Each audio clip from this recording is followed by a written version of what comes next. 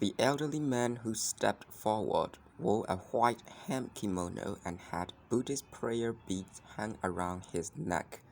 What do you have against Hojo Shinzo? Squaring his shoulders, Tanzamon replied, he slaughtered 2 of our men. According to Shinzo, your 2 louds helped Kojiro kill a number of Obata's students. That was one thing, this is another. If we don't settle our score with Shinzo, we will be laughed off the streets. That may be the way things are done in the world we live in, Musashi said in a conciliatory tone. But it's different in the world of the samurai. Among warriors, you can't fault a man for seeking revenge and taking his proper revenge. A samurai may take revenge for the sake of justice or to defend his honor, but not to satisfy a personal grudge. It's not manly, and what you are trying to do right now isn't manly. Not manly? You are accusing us of being unmanly?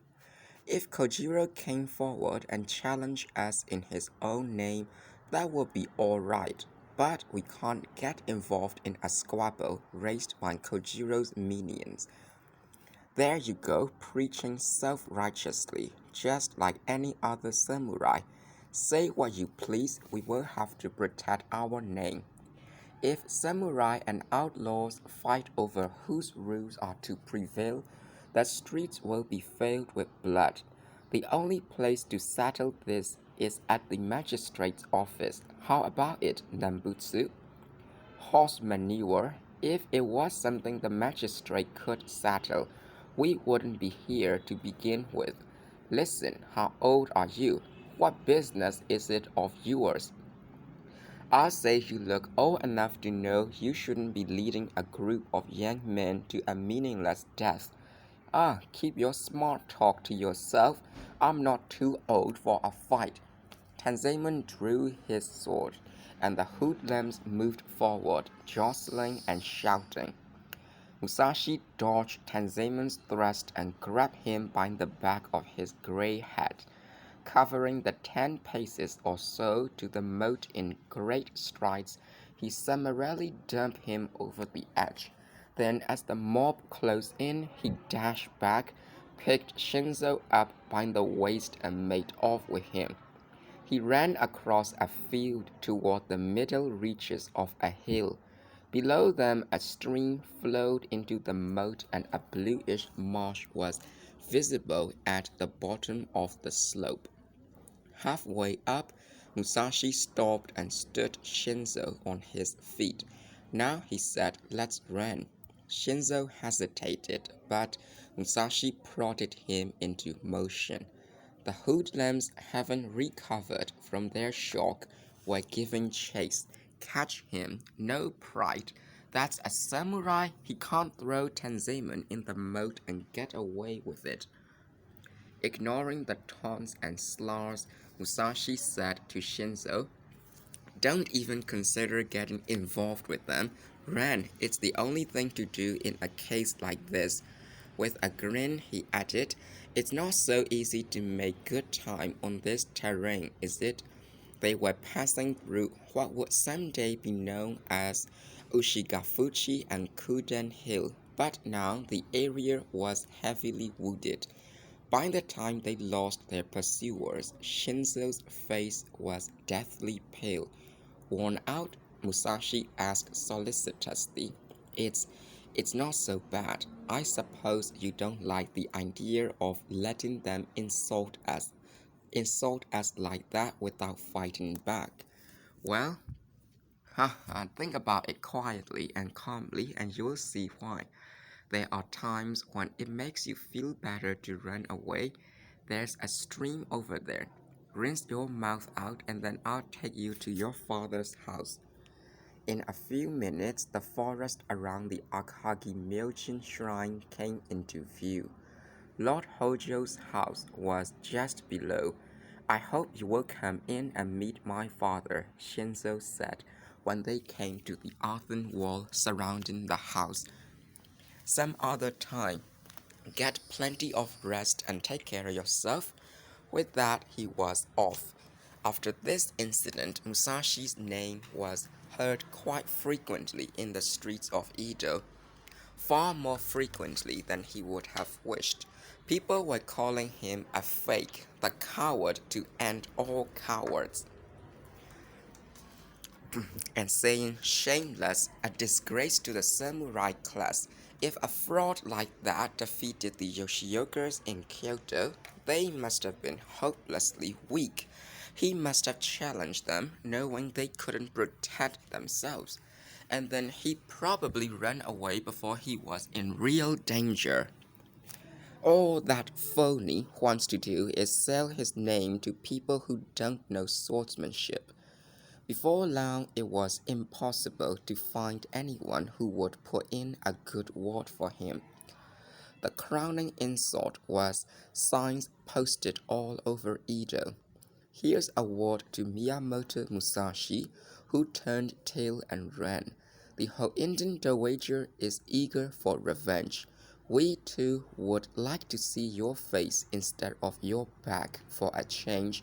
If you are a samurai, come out and fight. The Hangawara Association.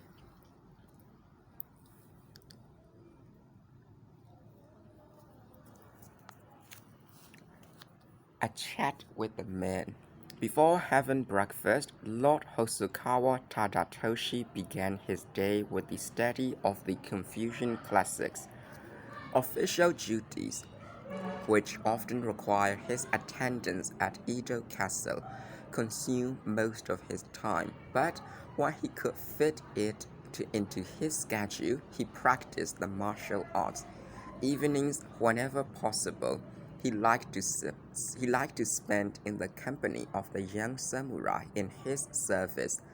The atmosphere was rather like that of a harmonious family seated around its patriarch, not completely informal, to be sure, for the idea that his lordship was just one of the boys was not encouraged, but the usually rigorous etiquette was relaxed a bit. Tadatoshi, lounging in a lightweight hemp kimono, encouraged an exchange of views, which often included the latest gossip. Okatani said his lordship, signaling out one of the more robust men. Yes, sir. I hear you are pretty good with the lens now. That's right, very good, in fact. Haha, you certainly don't suffer from false modesty. Well, sir, with everybody else saying so, why should I deny it? One of these days, I'll find out for myself how advanced your technique really is. I've been looking forward to that day, but it never seems to come.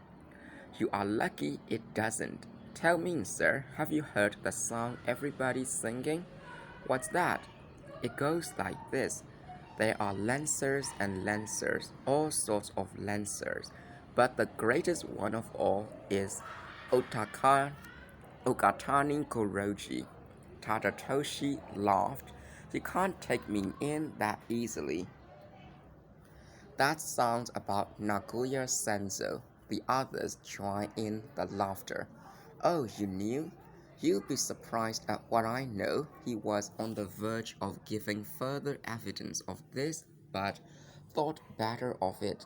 He enjoyed hearing what his men were thinking and talking about, and considered it his duty to keep himself well informed, but it would hardly do to reveal just how much he actually knew. Instead, he asked, how many of you are specializing in the lance? How many in the sword? Out of 7, 5 were studying the lance, only 2 the sword. Why do so many of you prefer the lance? Asked Tadatoshi. The consensus among the lancers was that it was more effective in battle. And what do the swordsmen think about that? One of the 2 replied, the sword is better. Swordsmanship prepares you for peace as well as for war. This was a perennial subject for discussion and the debate was usually lively. One of the lancers asserted, the longer the lance is, the better, provided it's not too long to handle efficiently. The lance can be used for striking, thrusting, or slicing, and if you fail with it, you can always fall back on your sword. If you have only a sword and it gets broken, that's it. That may be true, rejoined an exponent of sword fighting. But a samurai's walk isn't limited to the battlefield. The sword is his soul. To practice its art is to refine and discipline your spirit. In the broadest sense, the sword is the basis for all military training. Whatever drawbacks it may have in battle, if you master the inner meaning of the way of the samurai, the discipline can be applied to the use of the lance or even guns. If you know the sword, you don't make silly mistakes or get taken unawares. Swordsmanship is an art with universal applications. The argument might have gone on indefinitely had not Tadatoshi, who had been listening without taking sides, said, "Ma Inosuke, what you just said sounds to me like something you heard somebody else say." Matsushita Inosuke grew defensive. "No, sir, that's my own opinion." "Come now, be honest." "Well, to tell the truth, I heard something similar when I was visiting Kakube recently. Sasaki Kojiro said about the same thing, but it fitted in so well with my own idea. I wasn't trying to deceive anyone. Sasaki just put it into words better than I could. I thought as much. I thought as much, said Tadatoshi with a knowing smile.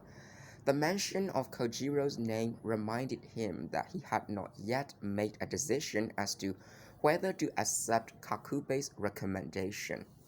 Kakube had suggested that since Kojiro was not very old, he might be offered 1,000 bushels or so, but much more than the matter of the stipend was involved. Tadatoshi had been told by his father many times that it was of prime importance to first exercise good judgment in hiring samurai and then to treat them well. Before accepting a candidate, it was imperative to assess not only his skills but also his character. No matter how desirable a man might seem to be, if he could not walk together with the retainers who had made the house of Hosokawa what it was today, he would be virtually useless. A fief, the elder Hosokawa had advised, was like a castle wall built of many rocks.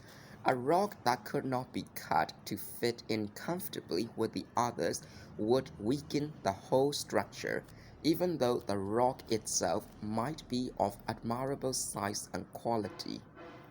The daimyo of the new age left the unsuitable rocks in the mountains and fields, for there was an abundance of them.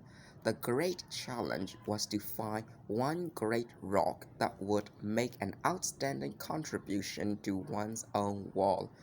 Thought of in this way, Tadatoshi felt Kojiro's youth was in his favor. He was still in his formative years and consequently susceptible to a certain amount of molding. Tadatoshi was also reminded of the other Ronin. Nagaoka Sato had first mentioned Musashi at one of these evening get-togethers. Though Sato had allowed Musashi to slip through his fingers, Tadatoshi had not forgotten him. If Sato's information was accurate, Musashi was both a better fighter than Kojiro and a man of sufficient breadth to be valuable in government. As he compared the two, he had to admit that most daimyo would have preferred Kojiro. He came from a good family and had studied the art of war thoroughly. Despite his youth, he had developed a formidable style of his own, and he had gained considerable fame as a fighter. The story of his brilliant defeat of men from the Obata Academy on the banks of the Sumida River and again at the dike on the Kanda River was already well known. Nothing had been heard of Musashi for some time. His victory at Ichijoji had made his reputation, but that had been years ago, and soon afterward word had spread that the story was exaggerated, that Musashi was a seeker after fame who had trumped up the fight, made a flashy attack, and then fled to Mount Hiei. Every time Musashi did something praiseworthy, a spate of rumors followed, denigrating his character and ability. It had reached the point where even the mention of his name usually met with critical remarks, or else people ignored him entirely. As the son of a nameless warrior in the mountains of Mimasaka, his lineage was insignificant. Though other men of humble origin, most notably Toyotomi Hideyoshi, who came from Nakamura in Owari province, had risen to glory in recent memory, people were on the whole class-conscious and not given to paying much heed to a man of Musashi's background.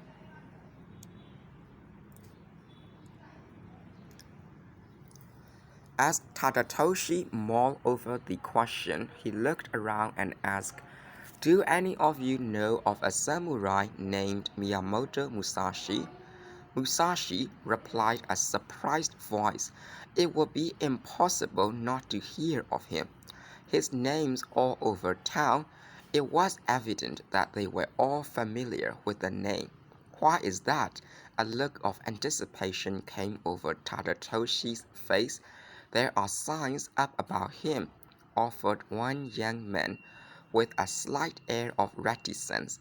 Another man, whose name was Mori, chimed in. "People were copying the signs, so I did too. I've got it with me now. Shall I read it?" "Please do." "Ah, here it is," said Mori, unfolding a crumpled scrap of paper. "Here's a word to Miyamoto Musashi, who turned tail and ran." Eyebrows were raised and smiles began to appear, but Tadatoshi's face was grave. "Is that all?"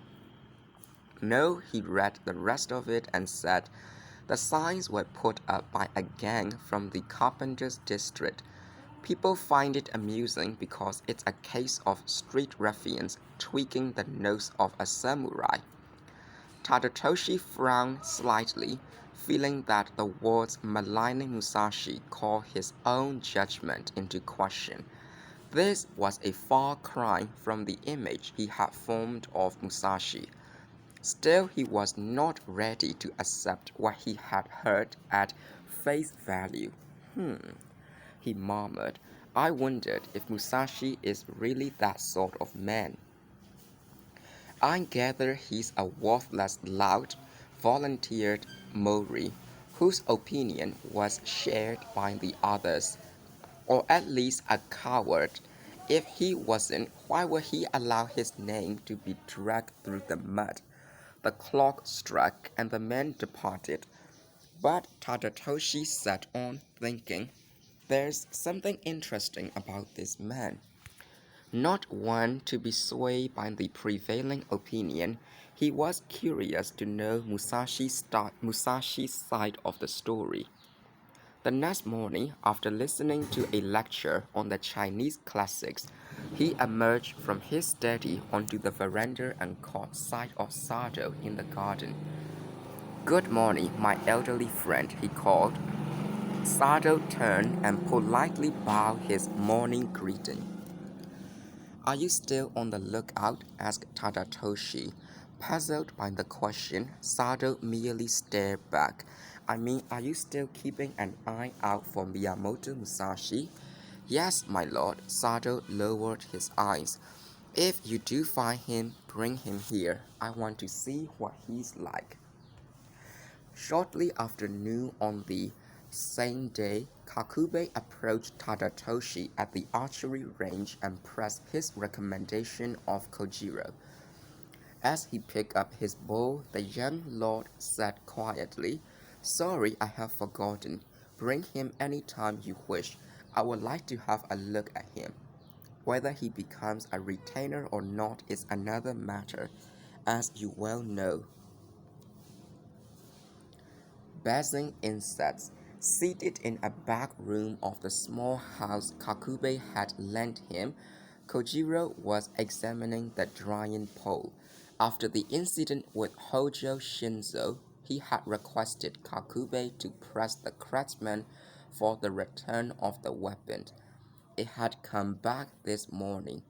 It won't be polished, of course, Kojiro had predicted, but in fact the sword had been worked on with an attention and care that were beyond his wildest hopes.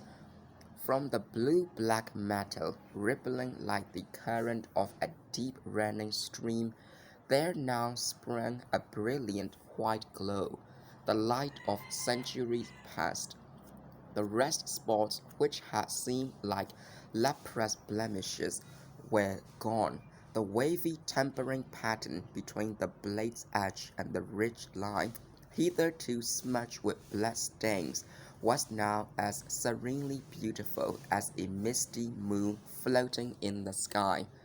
"It's like seeing it for the first time," marveled Kojiro, unable to take his eyes from the sword. He didn't hear the visitor calling from the front of the house. "Are you here, Kojiro?" This part of the hill had been given the name Tsukinomisashi because of the magnificent view it afforded of the rising moon. From his sitting room, Kojiro could see the stretch of bay from Shiba to Shinagawa. Across the bay, frothy clouds appeared to be on a level with his eyes. At this moment, the white of the distant hills and the greenish blue of the water seemed fused with the blade. "Kojiro, is anybody here?" This time, the voice came from the grass-woven side gate. Coming out of his reverie, he shouted, "Who is it?" and returned the sword to its scabbard. "I'm in the back. If you want to see me, come around to the veranda." "Oh, here you are," said Osugi, walking around to where she could see into the house.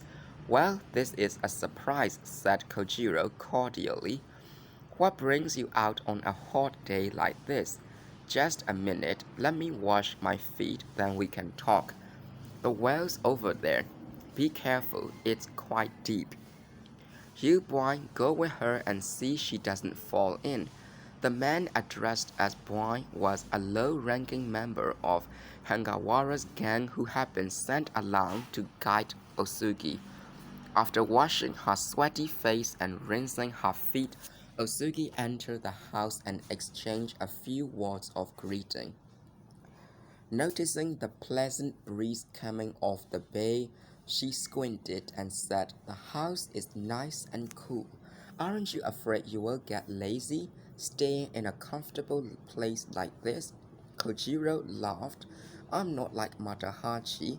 The old woman blinked her eyes sadly, but ignored the bob. "Sorry I didn't bring you a real gift," she said. "In place of one, I'll give you a sutra I copied." As she handed him the sutra on the great love of parents, she added, "Please read it when you have time." After a perfunctory glance at her handiwork, Kojiro turned to her guide and said, "That reminds me, did you put up the signs I wrote for you? The ones telling Musashi to come out of hiding?" "Yes, those. It took us 2 whole days, but we put one up at almost every important intersection," Osugi said. "We passed some on the way here. Everywhere they are posted, people are standing around gossiping. It made me feel good to hear the things they are saying about Musashi. If he doesn't answer the challenge, he's finished as a samurai, the whole country will be laughing at him. That should be ample revenge for you, Granny. Not on your life. Being laughed at isn't going to get through to him. He's shameless, and it won't satisfy me either. I want to see him punished once and for all. Ha ha, laughed Kojiro, amused by her tenacity. You get older, but you never give up, do you? By the way, did you come about anything in particular? The old lady rearranged herself and explained that after more than 2 years with Hangawara, she felt she should be moving on. It was not right for her to live on Yajibe's hospitality indefinitely. Besides, she was tired of mothering a house full of roughnecks. She has seen a nice little place for rent in the vicinity of Shoroi Ferry. What do you think? Her face was serious, questioning. It doesn't look like I will find Musashi soon, and I have a feeling Matahachi's somewhere in Edo. I think I should have some money sent from home and stay on for a while. But by myself, as I said. There being no reason for Kojiro to object, he quickly agreed with her.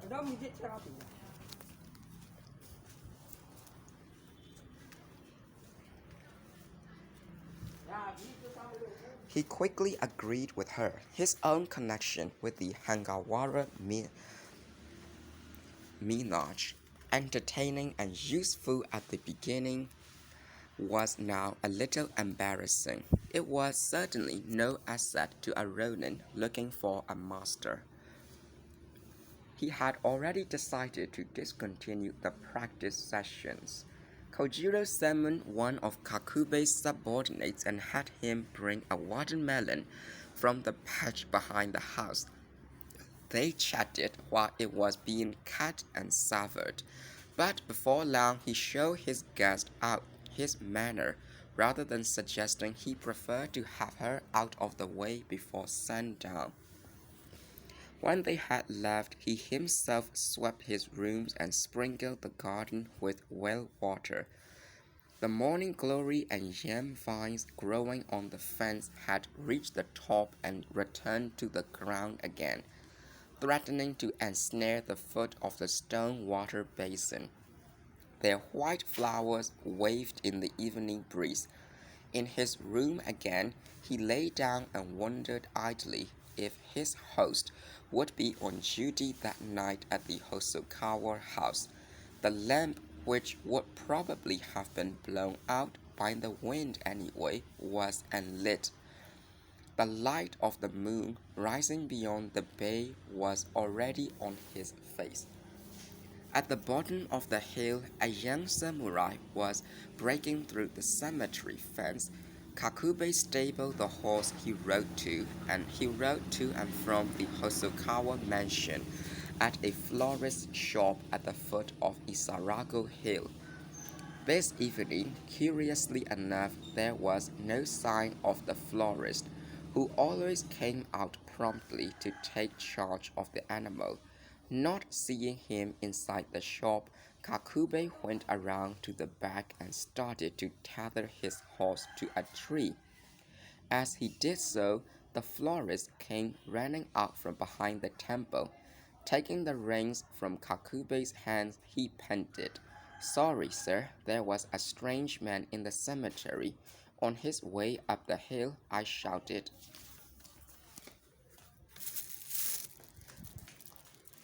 On his way up the hill, I shouted, told him there was no pathway there. He turned and stared at me. Angry he was, then disappeared. He paused for a moment, peered up into the dark trees, and added worriedly, "Do you think he could be a burglar? They say a lot of daimyo houses have been broken into recently." Kakube had heard the rumors, but he replied with a short laugh, "That's all talk, nothing more. If the man you saw was a burglar, I dare say he was a petty thief or one of the ronin who waylay people on the streets. Well, we are right here at the entrance to the Tokaido, and lots of travelers have been attacked by men fleeing to other provinces. It makes me nervous when I see suspicious looking men around at night. If anything happens, run up the hill and knock at my gate. The man staying with me is chafing at the bit, always complaining there's never any action around here. You mean Sasaki Kojiro? He has got quite a reputation as a swordsman here in the neighborhood. Hearing this did Kakube's self-esteem no harm. Apart from liking young people, he knew quite well that it was regarded as both admirable and wise for established samurai like himself to take on promising younger men as proteges. Should an emergency arise, there could be no more persuasive proof of his loyalty than to be able to furnish his lord with good fighters. And if one of them turned out to be outstanding, due credit would be given to the retainer who had recommended him. One of Kakube's beliefs was that self-interest was an undesirable trait in a vassal. Nevertheless, he was realistic. In a large fief, there were few retainers willing to disregard their own interests entirely.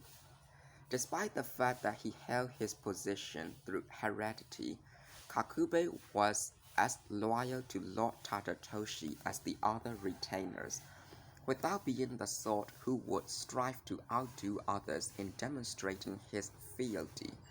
For purposes of routine administration, men of his type were on the whole much more satisfactory than the firebrands who sought to perform spectacular feats. "I'm back," he called on entering the gate to his house. The hill was quite steep, and he was always a little winded when he reached this point. Since he had left his wife in the country and the house was populated mostly by men, with only a few women servants, feminine touches tended to be lacking. Yet, on evenings when he had no night duty, he invariably found the stone path from the red gate to the entrance inviting, for it had been freshly watered down in anticipation of his return. And no matter how late the hour, someone always came to the front door to greet him. "Is Kojiro here?" he asked. "He has been in all day," replied the servant. "He's lying down in his room enjoying the breeze." "Good, get some sake ready and ask him to come in to see me." While preparations were being made, Kakube took off his sweaty clothes and relaxed in the bath. Then, donning a light kimono, he entered his sitting room, where Kojiro sat waving a fan. The sake was brought in. Kakube poured, saying, "I call you because something encouraging happened today that I wanted to tell you about." "Good news. Since I mentioned your name to Lord Tadatoshi, he seems to have heard of you from other sources as well. Today he told me to bring you to see him sometime soon. As you know, it's not easy to arrange these matters. There are dozens of retainers with someone they want to suggest." His expectation that Kojiro would be immensely pleased showed clearly in his tone and manner. Kojiro put his cup to his lips and drank. When he did speak, his expression was unchanged, and he said only, "Let me pour you one now." Kakube, far from being put out, admired the young man for being able to conceal his emotions. "This means I've been successful in carrying out what of me. I think that calls for a celebration. Have another." Kojiro bowed his head slightly and mumbled, "I'm grateful for your kindness. I was only doing my duty, of course," Kakube replied modestly. When a man is as capable and talented as you, I owe it to my Lord to see that you are given consideration. Please don't overestimate me, and let me re-emphasize one point. It's not the stipend I'm interested in. I simply think the house of Hosokawa is a very good one for a samurai to serve. It has it has had three outstanding men in a row. The three men were Tadatoshi and his father and grandfather, Sensei and Yusai. You needn't think I have talked you up to the high heavens. I didn't have to. The name Sasaki Kojiro is known throughout the capital. How could I be famous when all I do is loaf around here all day long? I don't see that I'm outstanding in any way. It's just that there are so many fakes around. I was told that I could bring you any time. When would you like to go? Any time suits me too. How about tomorrow? That's all right with me. His face revealed no eagerness, no anxiety, only calm self-confidence. Kakube, even more impressed at his sang-froid, chose this time to say matter-of-factly, "You understand, of course, his lordship won't be able to make a final decision until he has seen you. You needn't let that worry you. It's only a matter of form. I have no doubt but what the position will be offered." Kojiro set his cup down on the table and stared straight into Kakube's face. Then, very coldly and defiantly, he said, "I have changed my mind. Sorry to have put you to so much trouble." Blood seemed about to burst from his earlobes, already bright red from the drink. What? Stammered Kakube. "You mean you are giving up the chance for a position with the house of Hosokawa?" "I don't like the idea," answered his guest curtly, offering no further explanation. His pride told him there was no reason for him to submit to an inspection.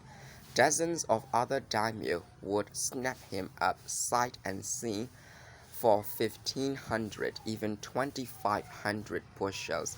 Kakube's puzzled disappointment seemed to make no impression on him whatsoever.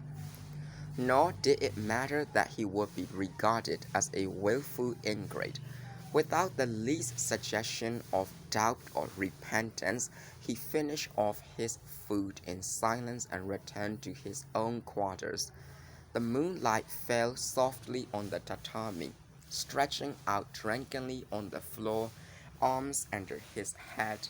He began to laugh quietly to himself. Honest man, that Kakube. Good old honest Kakube. He knew his host would be at a loss to explain this sudden shift to Tadatoshi, but he knew also that Kakube would not be angry at him for very long. No matter how outrageously he behaved, while he had piously denied interest in the stipend, he was in fact consumed with ambition. He wanted a stipend and much more, every ounce of fame and success he could possibly achieve. Otherwise, what would be the purpose of persevering through years of arduous training? Kojiro's ambition was different from that of other men only by dint of its magnitude. He wanted to be known throughout the country as a great and successful man, to bring glory to his home in Iwakuni, to enjoy every one of the benefits that can possibly derive from being born human. The quickest road to fame and riches was to excel in the martial arts. He was fortunate in having a natural talent for the sword. He knew this and derived no small measure of self-satisfaction from it. He had planned his course intelligently and with remarkable foresight. Every action of his was calculated to put him closer to his goal. To his way of thinking, Kakube, though his senior, was naive and a little sentimental. He fell asleep dreaming of his brilliant future. Later, when the moonlight had edged a foot across the tatami, a voice no longer than the breeze whispering through the bamboo said, "Now," a shadowy form crouching among the mosquitoes crept forward like a frog to the eaves of the unlighted house. The mysterious man seen earlier at the foot of the hill advanced slowly, silently, until he reached the veranda, where he stopped and peered into the room. Stooping in the shadows out of the moonlight, he might have remained undiscovered indefinitely had he himself made no sound.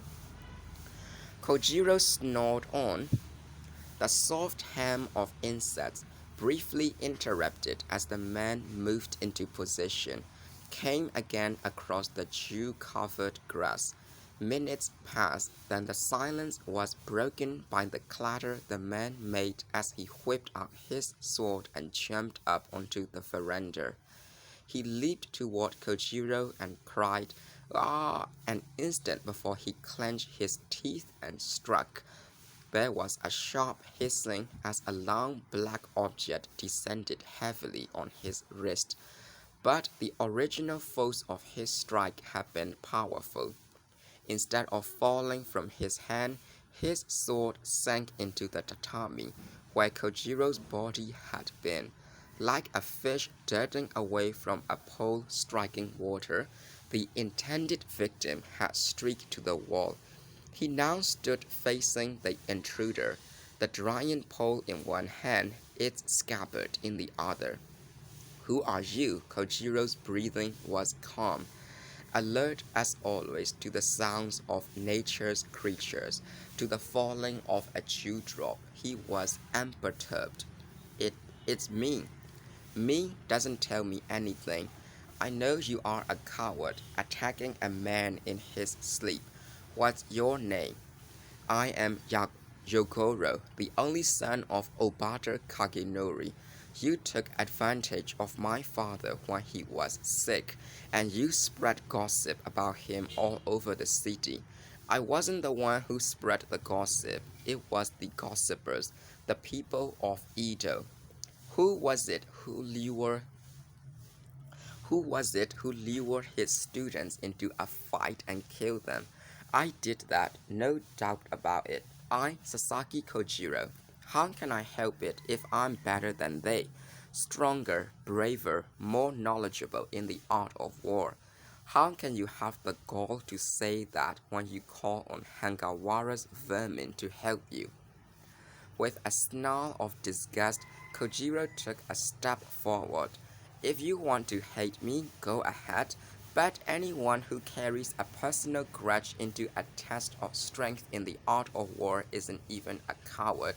He's worse than that, more pitiable, more laughable. So once again, I have to take the life of an Obata man. Are you resigned to that?" No answered. I said, "Are you resigned to your fate?" He moved another step forward. As he did so, the light of the moon reflecting off the newly polished blade of his sword blinded Yogoro. Kojiro stared at his prey as a starving man stares at a feast. The ego. Kakube regretted having allowed himself to be used shabbily and vowed to have nothing more to do with Kojiro. Yet deep down he liked the man. What he didn't like was being caught between his master and his protege. Then he began to rethink the matter. Maybe Kojiro's reaction proves how exceptional he is. The ordinary samurai would have jumped at the chance to be interviewed. The more he reflected on Kojiro's fit of pique, the more the Ronin's independent spirit appealed to him. For the next 3 days, Kakube was on night duty. He did not see Kojiro until the morning of the fourth day, when he walked casually over to the young man's quarters. After a short but awkward silence, he said, "I want to talk to you for a minute, Kojiro. Yesterday, when I was leaving, Lord Tatatoshi asked me about you. He said he would see you. Why don't you drop in at the archery range and have a look at the Hosokawa technique?" When Kojiro grinned without replying, Kakube added, "I don't know why you insist on thinking it's demeaning. It's usual to interview a man before offering him an official position." "I know, but supposing he rejects me, then what? I would be a cast-off, wouldn't I? I'm not so hard up that I have to go around peddling myself to the highest bidder. Then the fault is mine. I put it the wrong way. His lordship never meant to imply any such thing." "Well, what answer did you give him?" "None yet, but he seems a little impatient." "Ha ha, you've been very thoughtful, very helpful. I suppose I shouldn't put you in such a difficult position. Wouldn't you reconsider? Go and call on him just once?" "All right, if it means so much to you," Kojiro said patronizingly, but Kakube was nonetheless pleased. "How about today?" "So soon?" "Yes." "What time?" "How about a little after noon?" "That's when he practices archery." "All right, I'll be there."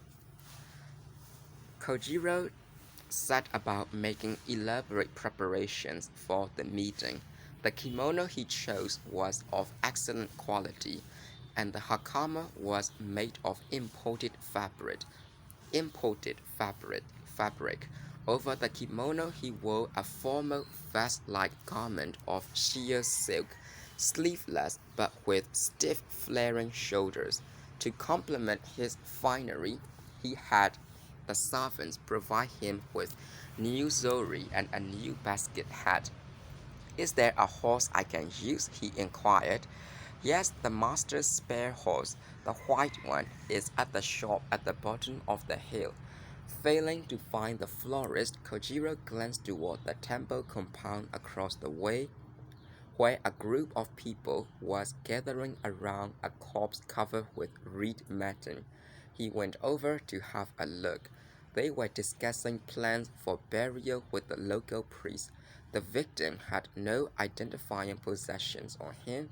No one knew who he was, only that he was young and of the samurai class.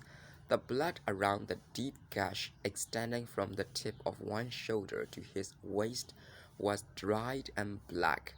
"I have seen him before, about 4 days ago in the evening," said the florist, who went on talking excitedly until he felt a hand on his shoulder.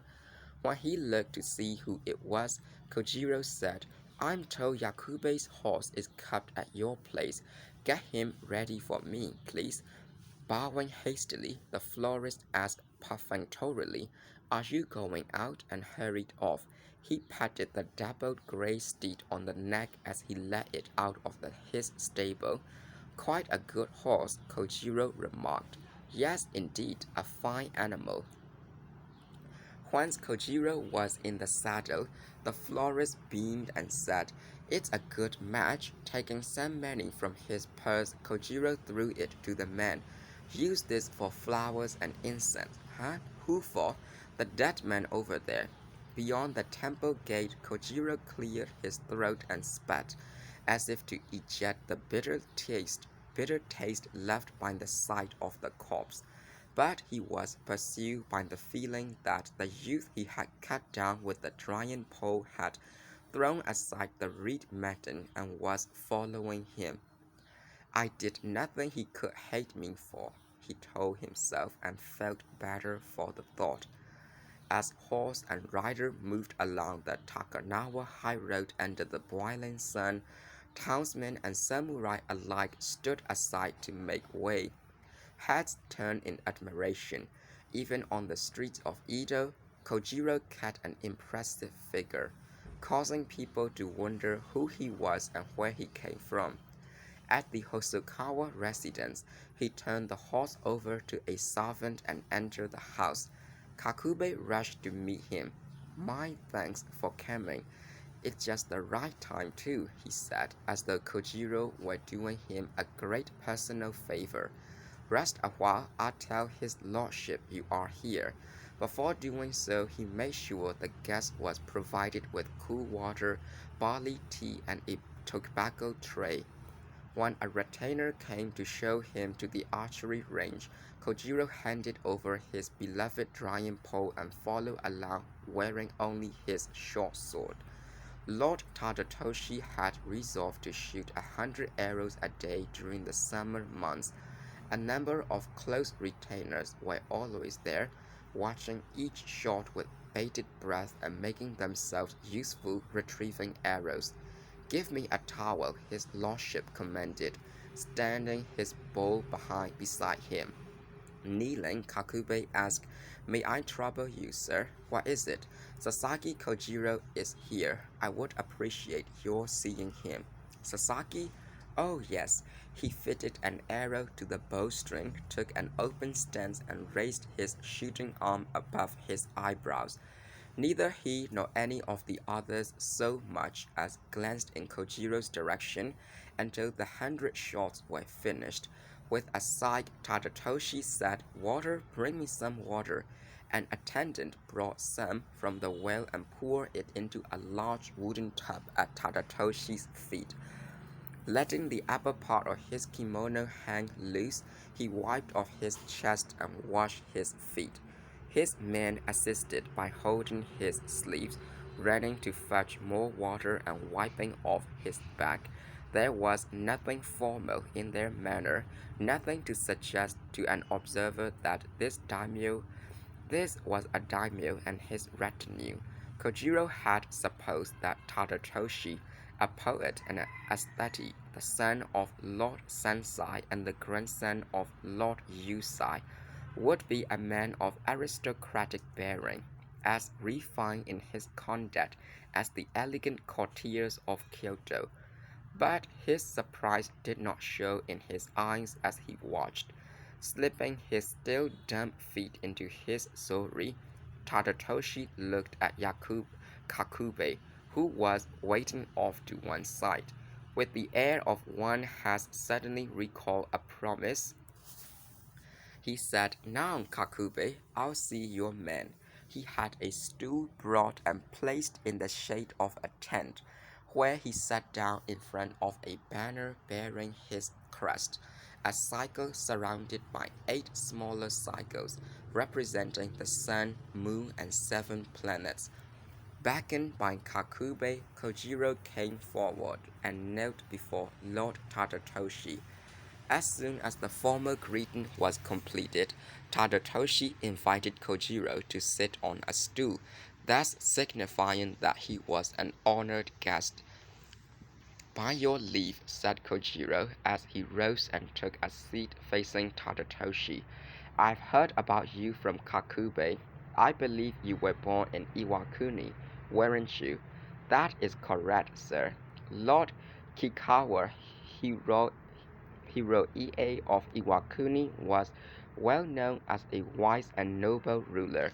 Were your ancestors retainers of his?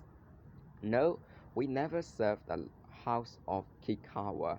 I've been told we are descended from the Sasakis of Omi province.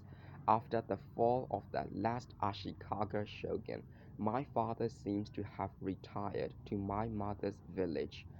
After a few more questions concerning family and lineage, Lord Tadatoshi asked, Will you be going into service for the first time? I do not yet know whether I am going into service.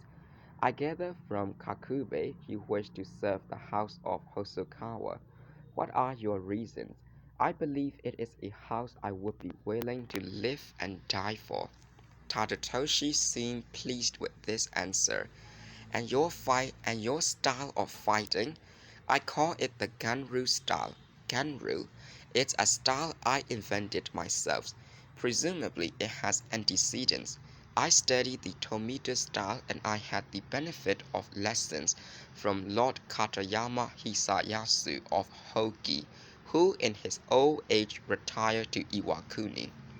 I have also mastered many techniques on my own. I used to practice cutting down swallows on the wing. I see. I suppose the name Ganru comes from the name of that river near where you were born. Yes, sir. I would like to see a demonstration. Tadatoshi looked around at the faces of his samurai. Which one would you like to take this man on? Which one of you would like to take this man on? They had been watching the interview in silence, thinking that Kojiro was remarkably young to have acquired the reputation he had. Now all looked first at each other, then at Kojiro, whose flushed cheeks proclaimed his willingness to face any challenger. How about you, Okatani? Yes, sir. You are always claiming the lens is superior to the sword. Now's your chance to prove it. I shall be glad to, if Sasaki is willing. By all means, Kojiro answered with alacrity. In his tone, which was polite but extremely cool, there was a hint of cruelty. The samurai who had been sweeping the sand on the archery range and putting away the equipment assembled behind their master. Although weapons were as familiar to them as chopsticks, their experience had been primarily in the dojo. The chance to witness, much less have, a real bout would occur only a few times throughout their lives. They would readily agree that a man-to-man fight was a greater challenge than going out on the battlefield, where it was sometimes possible for a man to pause and get his wind while his comrades fought on. In hand-to-hand combat, he had only himself to rely on, only his own alertness and strength from beginning to end. Either he won or he was killed or maimed. They watched Ogatani Goroji solemnly.